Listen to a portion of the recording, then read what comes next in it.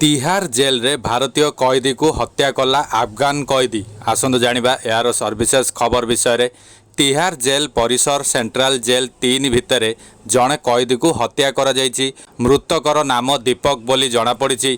ताकू 29 वर्ष होइथिला।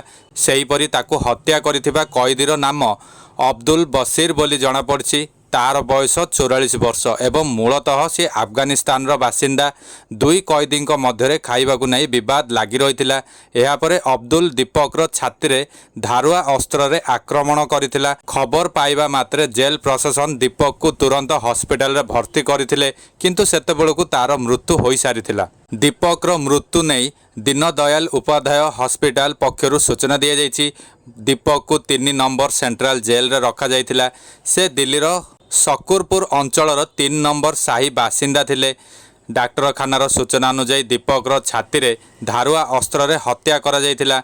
हत्या और डकायती अभियोग रे दीपक जेल रे थिला। तांको विरोध रे पश्चिम बिहार थाना रे एतला दायर होइथिला। सेही समय रे ताकू हत्या करिथिबा अब्दुल को हत्या अभियोग रे फसाई दिया जाइथिला।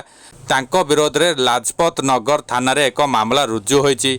एही मामला रे कार्यानुष्ठान पई 30,000 कोर्ट को अवगत करा जाइछि। दीपक जेल रे सेवादार भाबे मध्य काम करुथिला।